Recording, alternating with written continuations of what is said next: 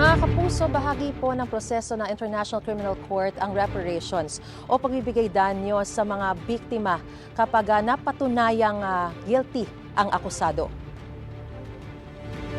Batay sa video explainer ng ICC, kabilang dito ang pagbibigay ng monetary compensation, rehabilitation o kaya medical support. Pwede itong matanggap ng mga biktima bilang individual o bilang isang grupo. Kaya habang gumugulong ang paglilitis, ipapa-freeze ng ICC ang mga asset ng nasasakdal. Sakaling hindi sapat ang yaman ng isang nasasakdal para sa reparation, may pondong pwedeng paghugutan ang ICC para makatulong sa pagbibigay danyo sa mga biktima. In many cases, the impact of the crime can be immense, and the guilty person doesn't have enough financial resources to compensate for the potentially large number of victims.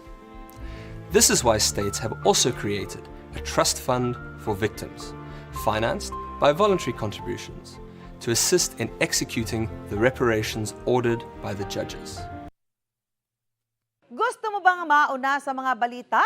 Mag-subscribe na sa GMA Integrated News sa YouTube at tumutok sa unang balita.